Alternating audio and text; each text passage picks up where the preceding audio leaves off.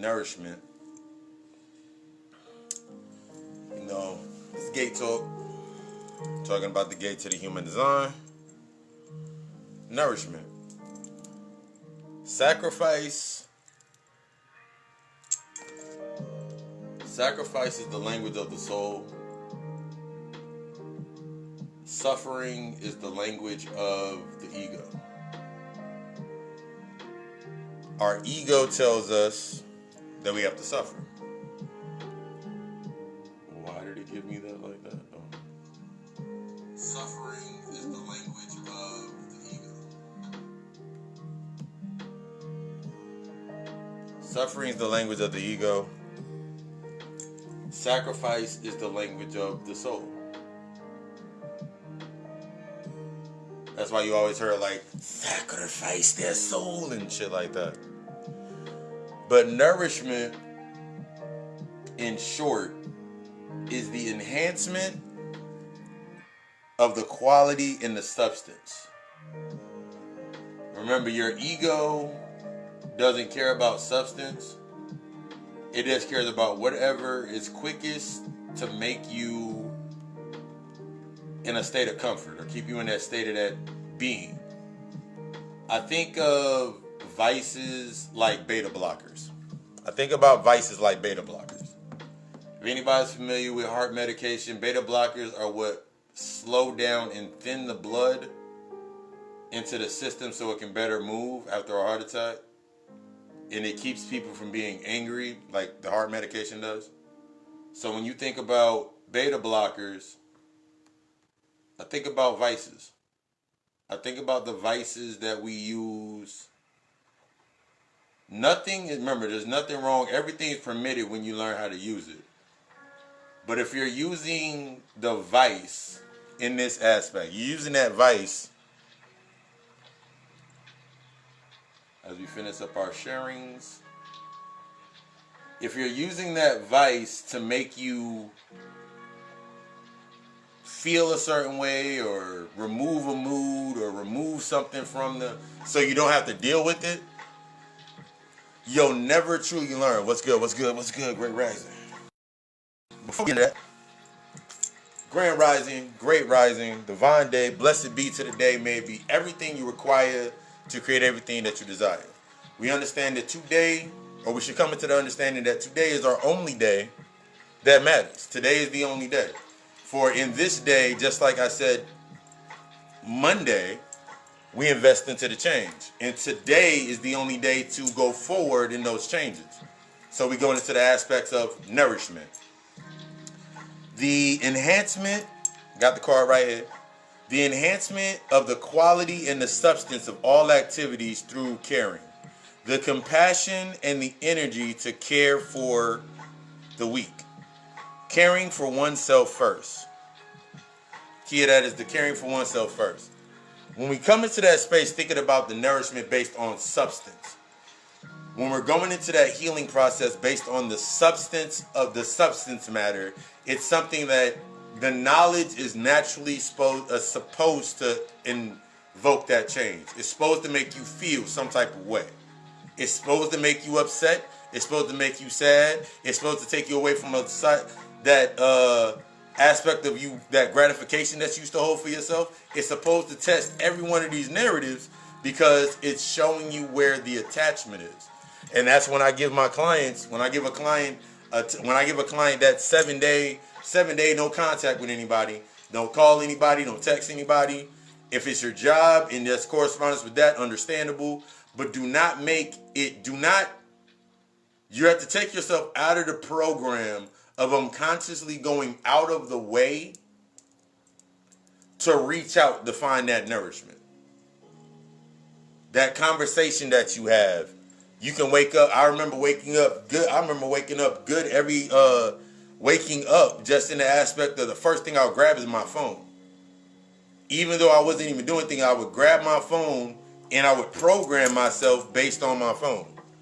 Look on Facebook, look on Instagram, holler at Snapchat, holler at the news. I would always take the first thing I would grab to nourish me and bring my identity back online was my phone. This is one of the simple things when, like, what's the first thing you grab when you wake up? First thing I grab is myself, and I sit in that position like this for about 15 minutes, and I allow myself to everything that I was, whether it was in a dream, whether it was a download, a channel, whatever it may be from that aspect for myself, I allow that to be the first things to nourish me. I allow myself, the aspects of my higher self, to nourish me. I allow that to set the tone. From there, it's building going forward. When you start doing this aspect of nourishing yourself first, giving yourself that quality substance, it changes the entire narrative of how you move based on impulse, and it shifts you into the aspect of response. The first things that come up for when you're going through a process of this going through this process of changing those narratives is you're going to feel this force. You're always going to seem to feel this force that's pulling you away from what you're doing for yourself. You're going to feel this force that's pulling you to answer that phone call, pulling you to pick up your phone, pulling you to grab whatever you're going to grab when you first based on impulse. That is simply the reflection of that aspect of within you, the energy that has not been defined. That energy is using the old definitions in order to sustain itself. A lot of us come into that space where we use the old definitions. We use the old definitions as our anchors. We use the old definition of what we thought was and what it was at that point in time, and we create the anchors. From these anchors, we get stuck within that predestination complex. You couldn't tell me shit at a point in time. I was like, yay, I'm a restaurant manager, I'm gonna be a GM, and all of this shit right here. I had a predestination set in mind. And the reason that I drove so hard in that old predestination narrative for myself was because at the end of the day, it was like I was still trying to prove something to my pops. I was still trying to prove things to people around me, and this was only based on me creating. Based in that predestination complex, I created my own phantom nemesis. The phantom nemesis in this aspect is chasing a relationship that has never been there. I remember trying to sustain a relationship with my father that was never really there, even after I met him. I remember trying to sustain this relationship with my mother of what I thought she should be. And I thought the longer that I was sitting there proving like, hey, look, I'm doing this, this, and this, like that little kid, look at my picture, look at my picture, look at my picture, whether that picture was a plaque saying I was employee of the month, whether that picture was a new car, whether that picture was like, hey, mom, come to my house, whatever that picture symbolized, that's what I was creating my phantom nemesis with. So I was trying to nourish a space that was only simply from an aspect of a projection. So I was always stuck in the predestination complex. I have to go here, here, and here. Why do I have to go there? Because that's what you do every other day. Never really question it. When we come into this space of nourishing ourselves, this is going to be that key of what is nourishing me. Is it nourishing my ego, or is it nourishing my soul? The things that you nourish, that are nourishing your soul at first when you start doing your work, it's going to be a lot of sacrifice. You're going to ask that question, why I got to get rid of this, and why I got to get rid of this, and why? It's not to get rid of in the aspects of you can't go bring, it's not going to be back there. It's in the space of you have to learn what happiness is outside of that. I remember before I even started this part of my practice, going through doing personal training, I remember I was like doing like amateur relationship counseling. Because when most people, every time someone came to me for like, whenever a young queen would come to me for like training services, She was like, I'm just trying to lose enough weight so my man come back. They always had this reason that was never, that if it would only nourish and appease the ego. When we're looking at the aspects of the vices, until you understand why it's there, the underlying, the connection to it, you're really not going to be able to use it for what it's intended for. You don't know what food is because you've been feeding off of everything. So you don't know what nourishment based on substance. You only know it based on the survival complex. That buzzword of survival. You think about survival, we automatically think we're sacrificing, but your ego appeases the suffering. That's why it's always protecting you. Your ego appeases the suffering. Your soul, that inner child, that glow, it appeases to the sacrifice. That's why whenever you think, like, let's think about niece, nephew, daughter, son, if you have kids in that space, think about what it looks like whenever they look at you with that welty look in their eyes and you say, okay, cool, we'll sit down and watch this movie. That's sacrifice. That's a prime example of you sacrificing to go. That's the sacrifice to your soul. It doesn't matter what it may be. It's what it symbolizes to them. Here's your key when you're coming into this aspect of the inner child work with yourself. When you're allowing yourself to when you're allowing these things to fall away and you're inside of your space and you're doing that inner child work, it can be something as simple as what you has that is not based on, I need to go grab 16 singing bowls and I gotta grab 16 singing bowls and some candles in order to do this work with my inner child. Your inner child work can be something as simple as, because I've given clients this task. Go to your local dollar store and grab a coloring book. I want you to spend 15 minutes opening in your day, peace and peace and peace and power, peace and power. I want you to take 15 minutes at the top of your day after you do your meditation. I want you to take 15 minutes of your day and color. I want you to sit there and color for 15 minutes. But I got to go to work. That means you might want to wake up early. There's never an excuse for nourishing yourself. This is what you're teaching yourself. There's never an excuse to nourish yourself. There's never an excuse for the self-care for yourself. But if you're doing it based on appeasing the ego rather than feeding the soul, the antidote is also the poison. The antidote is also the poison. This week, just thinking about that, when you start really nourishing yourself, it's going to come off as you're being standoffish. People are going to think that you're being selfish. People are going to think that they're going to start questioning your generosity. Because at a point in time in your life, you always had that wariness based on the shit that you've been through, the trauma, the event that happened to you. Now you're like, I never want to see anybody go through what I went through.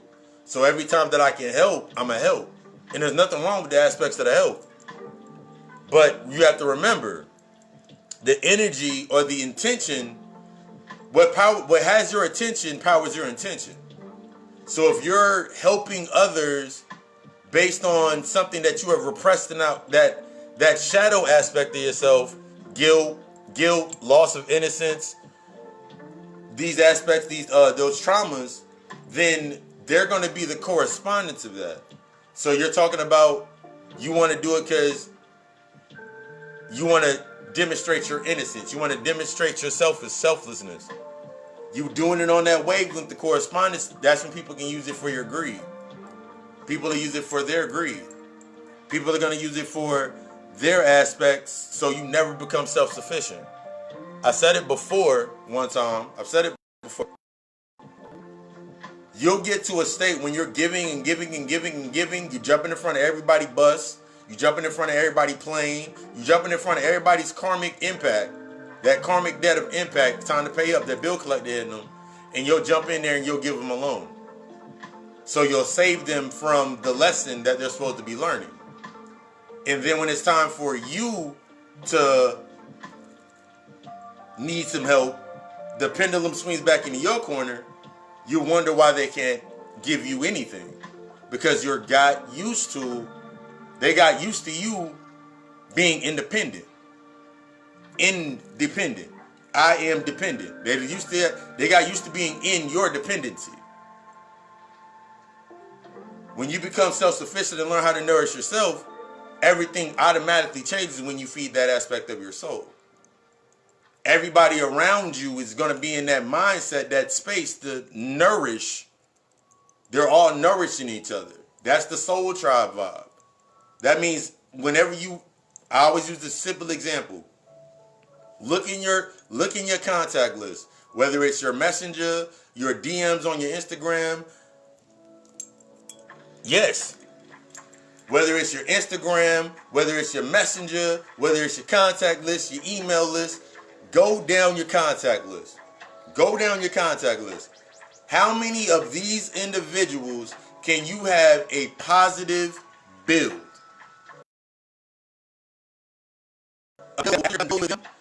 You feel motivated and empowered to go do something more.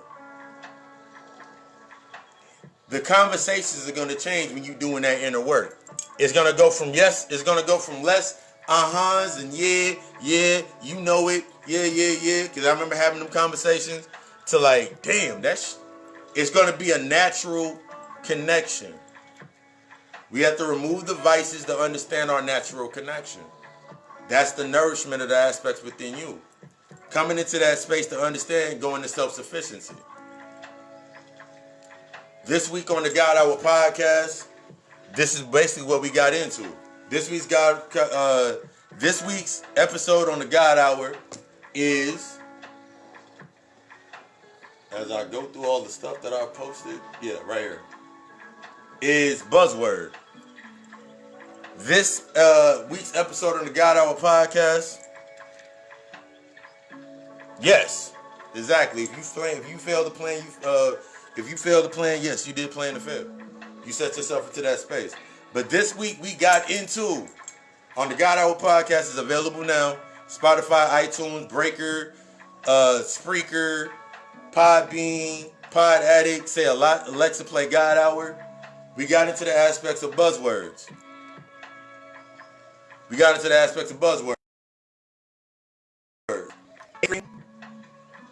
Is that state of attaching to the old definition, that PTSD or that Stockholm syndrome. You sitting there like, oh my God, why does this every time it happen to me?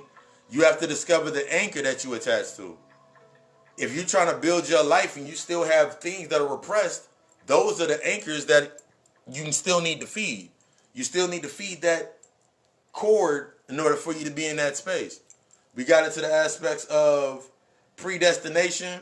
When one does not affirm or acknowledge and go into the understanding of the history repeats itself. That goes even deeper.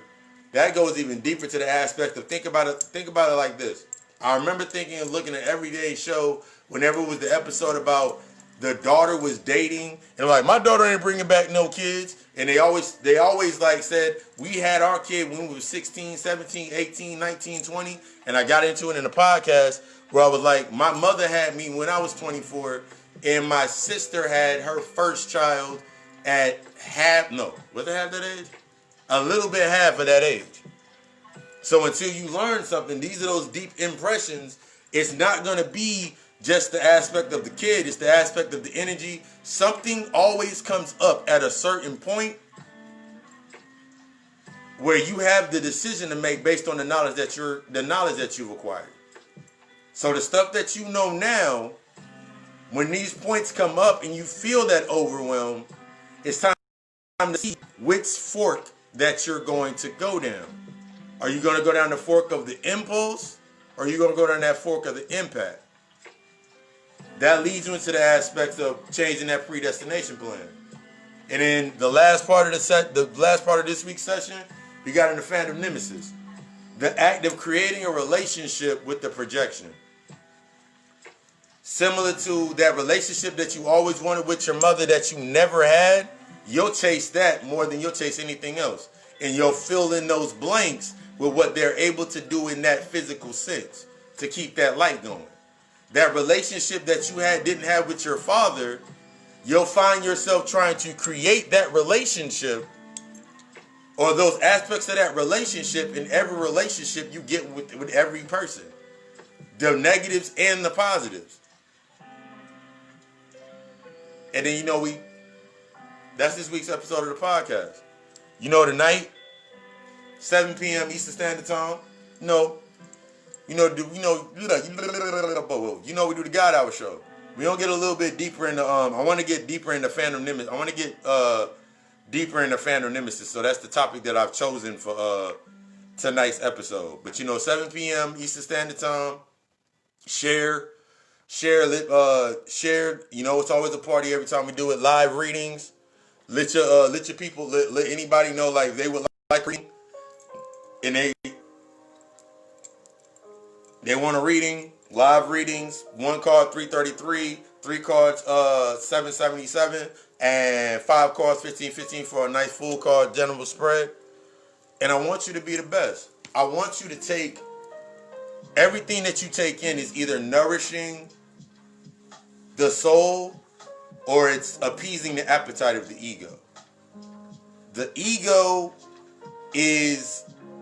appetite is appeased by suffering, and the soul's appetite is appeased by sacrifice.